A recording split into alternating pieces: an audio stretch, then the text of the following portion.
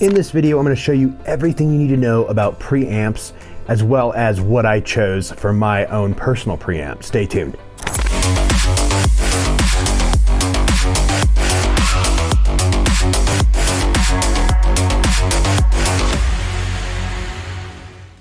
What's up, everybody? Welcome to Audio Arkitekts. My name's Mike. First time here? Definitely check out my other content. See if you like it. If you dig it, I would love for you to subscribe to it.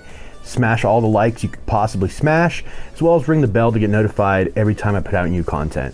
Today I'm going to be talking about pre-amplification and why I feel it's important. Now, if you have an integrated amplifier, you may not need a preamp. That is the case for a lot of people who have either AVRs or stereo receivers that have everything already kind of built in, including the amplification. However, in my system, I have a Stark AD4 amplifier that amplifies my speakers, so I needed a competent preamplifier. Now, for the longest time, I've been using the FX Audio little tube preamp. It was cool for what it was. I think it got the job done, but I needed something serious.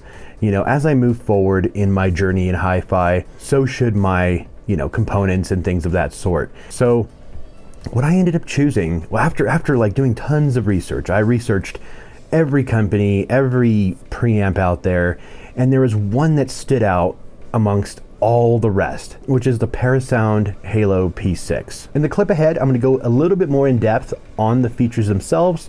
Check it out.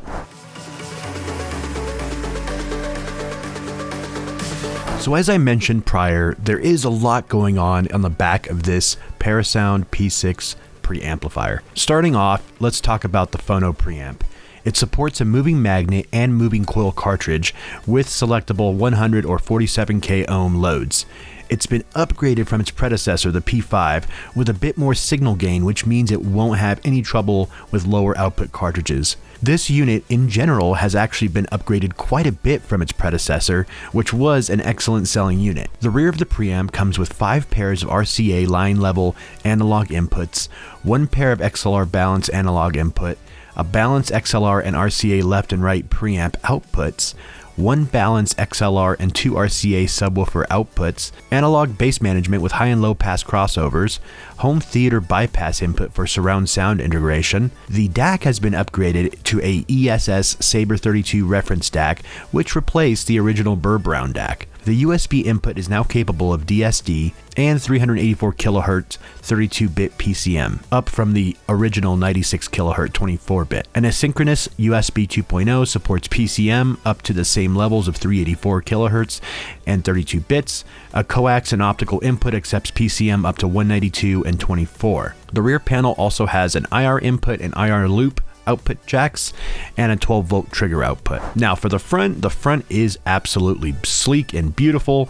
I really love how they updated the cosmetics with those subtle gold highlights. Absolutely classy. The headphone amp is a dedicated high current headphone amplifier for those interested in listening to your favorite headphones. The front panel auxiliary input has an automatic plus 12 dB gain stage, also has a front panel subwoofer level control, bass and treble controls with relay bypass from remote or front panel, which is awesome because I love tone control, programmable default turn on volume setting, which is really rad, and a ball bearing supported solid aluminum volume knob, along with a dimmable front panel volume display. That's all for features, so now let's go ahead and check out exactly how it feels and works in a more interactive way. Choosing the right preamp for your system can make a big difference in the sound quality you can achieve. For example, a good preamp will be able to deliver a clean and powerful signal to your amplifier and your speakers, so that way they're performing at their highest level. So for those of you curious, how do I pick the right preamp for me? Here are some factors that I would consider.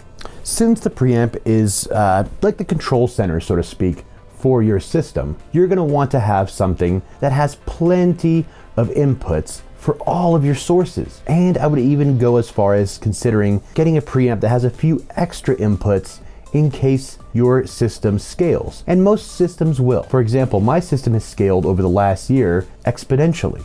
So I needed a preamp with extra inputs. I run a subwoofer at all times with my system, so having a subwoofer out was absolutely essential for me. So if you're planning on running a subwoofer, a lot of preamps out there that are in the more lower range, inexpensive realm of components might not have that option. So finding a preamp that has a subwoofer out, and in this case, this one has 2 subwoofer outs, that's a huge advantage. Each of your sources will add to the overall experience that you'll receive from your overall system. So choosing a preamp that was engineered to handle all of your sources effortlessly, not to mention providing proper signal routing and optimal performance that will help you achieve that audiophile sound that you're looking for. As you saw in the clip before, we took a look at the specs that are offered with the Parasound.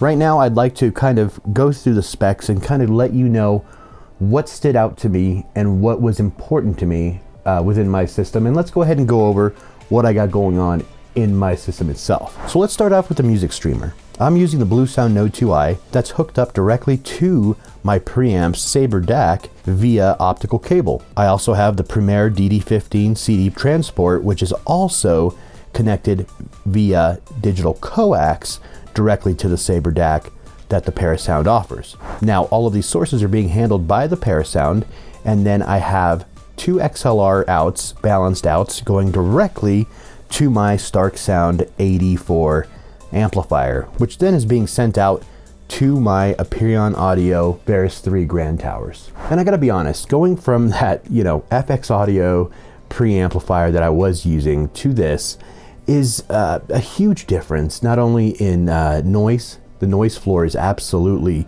non-existent. That's one thing I noticed right off the bat, how clean the signal was. It was beautiful, beautiful signal. And I'm also able to control the tones with the treble and the bass.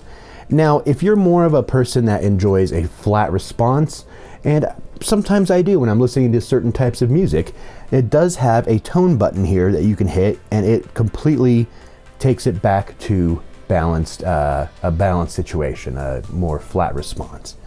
So that's also a really nice feature that I thought was really cool. So overall, I thought that this unit performed absolutely marvelously. I've been really excited to try tweak with the settings and all that good stuff. The backlit remote is actually really cool, because then I don't have to be touching things up here, and it's comfortable. Has has a little area here for your hand to rest. It just feels like Parasound went above and beyond with the engineering of this product to not only make it well beyond its predecessor, the P5, which was one of their best-selling units, to this, which is, I think, several steps ahead. To be honest with you, I think it's well beyond its price point as well. Its price point comes in around between $1,400 to $1,500, which I think is very fair for this type of unit. So, like I said, overall, I think it for the fact that it can handle so many sources and it has so much going on inside, I think it's a winner. I think this is one of those products that you save up for, and you're like, okay, this is going to be my preamp for a very long time, so I got to save up and get something really good, because this can, like I said, can handle a myriad of sources, and I think it's going to be great. And paired with the Premier and the Bluesound, I've had no issues whatsoever. It is absolutely refreshing to be able to engage with a product of this caliber. And like I said, this is going to be one of those products that are going to be within my system for a very long time. And I also want to note, I actually just built the Northstone audio rack here, and I think it's absolutely beautiful. It has black and red accents, red glass with black around the frame. Gorgeous, absolutely gorgeous, and I think it's very nice. So that's also something I would take a look at, because it is very inexpensive. It is under $200, so definitely look into that, because I think that's going to be something that could look really cool within your system. So thanks again, guys, for taking the time to watch my video. I really appreciate it.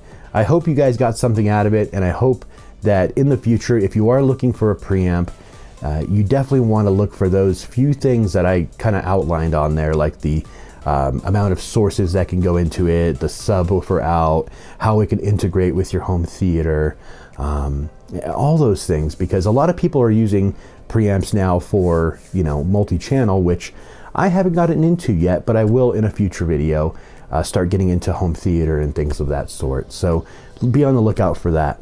Also, if you guys haven't checked out my Patreon yet, I would love for you to do so.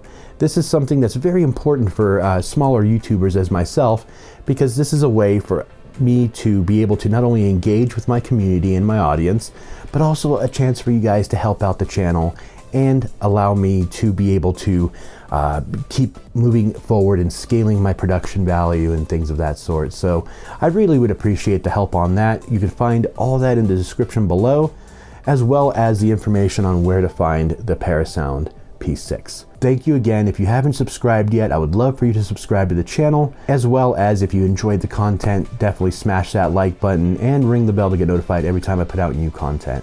Thank you so much for joining me, guys, and I look forward to seeing you in the next video. Take care.